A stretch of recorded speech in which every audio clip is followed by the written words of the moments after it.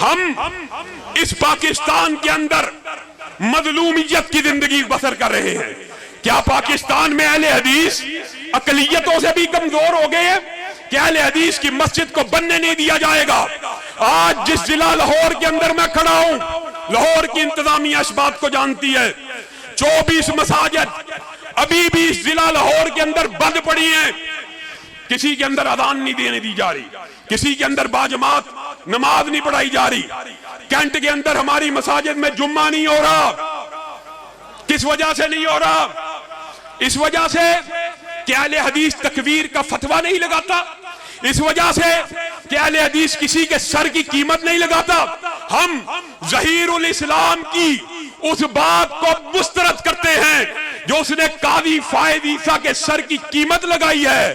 لیکن قاضی فائد عیسیٰ صاحب، ہم آپ کے فیصلے کو بھی اپنے جوتے کی نوک پہ رکھتے ہیں. سپریم کورٹ کا فیصلہ سپریم کورٹ کا فیصلہ نامنظور.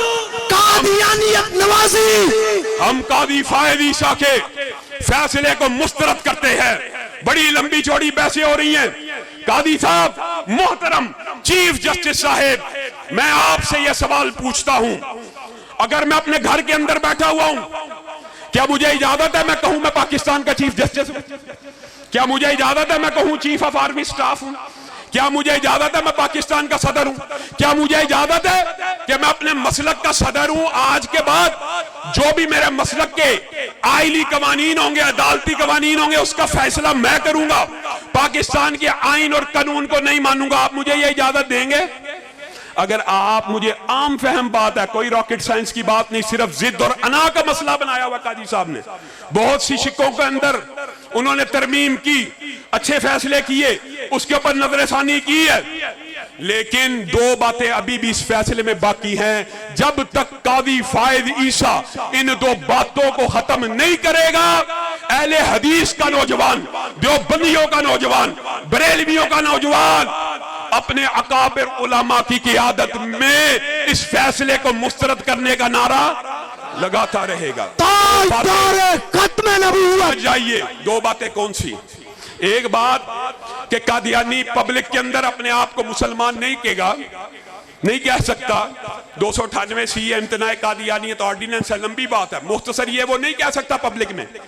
لیکن اپنے گھر کے اندر بیٹھا ہوگا، اپنے اداروں میں بیٹھا ہوگا، اپنے مراکز میں بیٹھا ہوگا. قاضی صاحب، دکھ اور افسوس کی بات ہے، آپ ہمارے ایمان کا امتحان لینا چاہتے ہیں تو ادھر آ اور دل بھر ہنر آزمائے، تو تیر آزما ہم جگر آزمائے. آپ یہ امتحان لینا چاہتے ہیں کہ کوئی قادیانی گھر کے اندر بیٹھ کر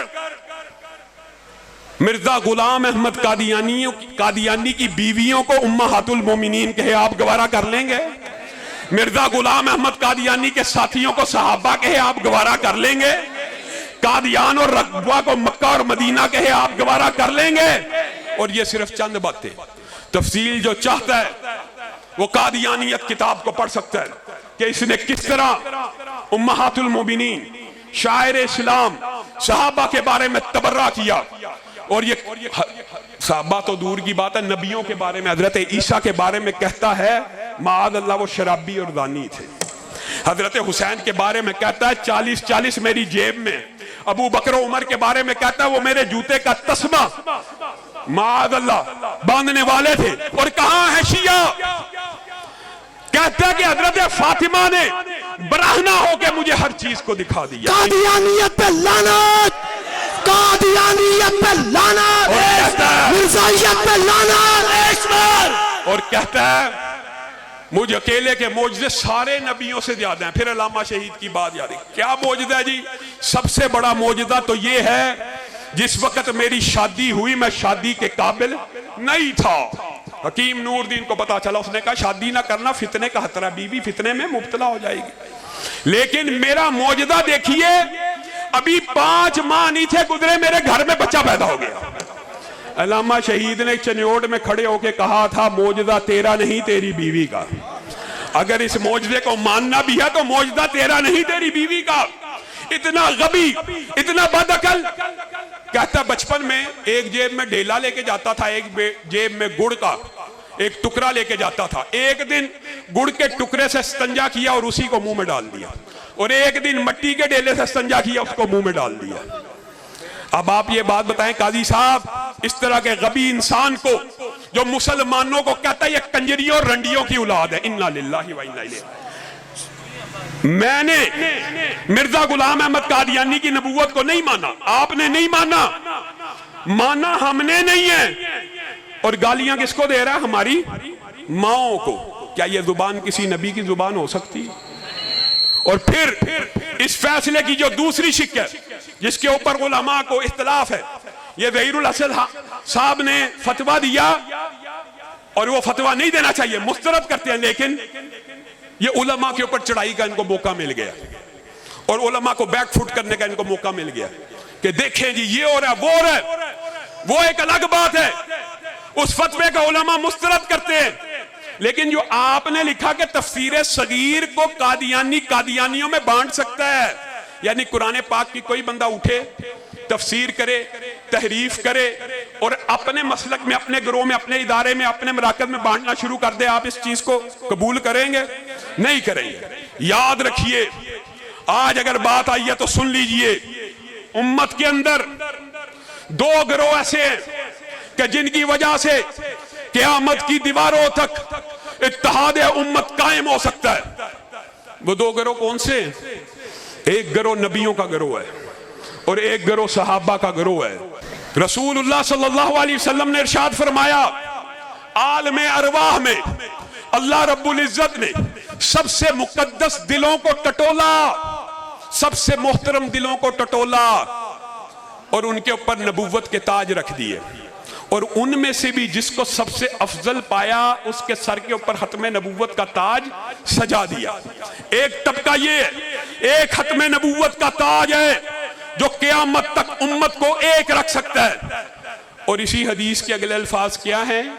انبیاء کے بعد عالم ارواح میں اللہ رب العزت نے سب سے مقدس, مطہر, پاکیزہ دلوں کو ٹٹولا, اور ان کو میرا صحابی بنا دیا, کسی کو میرا سسر بنا دیا, کسی کو میرا داماد بنا دیا, کسی کو میرا ساتھی بنا دیا, کسی کو میرا وزیر بنا دیا. اور میں طارق یزدانی صاحب کے نعرے کی تکرار چاہتا ہوں, اور بیگم کوٹ چوک کے اندر اتحاد امت کے یہ دو گروہ, ایک ختم نبوت کا تاج, ایک صحابہ کا دفاع, انشاءاللہ قیامت کی دیواروں تک اہل حدیث دیوبندی اور بریلویوں کو یکجا رکھنے کا واحد فارمولہ ہے. تو یہاں پر اس حوالے سے ہمارا نصاب, ہمارا نعرہ, جو یزدانی صاحب کہہ رہے تھے نا کہ نعرہ آپ کو یاد نہیں ہے, یہ ہمارا نعرہ نہیں ہے, یہ ہمارا نصاب ہے.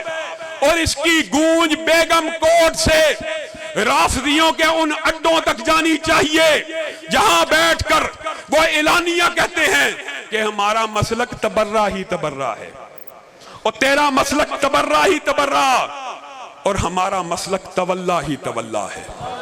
ہمارا مسلک صرف اچھائی کو بیان کرنے والا. اور آپ نے ایک مرتبہ پھر اس بات کو دہرانا ہے, غلغلہ مچانا ہے. نبی کے وفادار کون؟ صحابہ. شمع رسالت کے پروانے کون؟ صحابہ.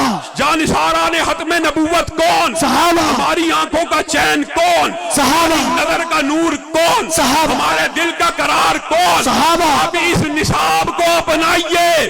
صحابہ صحابہ. صحابہ صحابہ صحابہ صحابہ صحابہ صحابہ صحابہ صحابہ صحابہ صحابہ صحابہ. صحابہ. صحابہ. صحابہ. صحابہ. اپنی نشستوں سے کھڑے ہو جائے. صحابہ. صحابہ. صحابہ. صحابہ. صحابہ. صحابہ. صحابہ. صحابہ.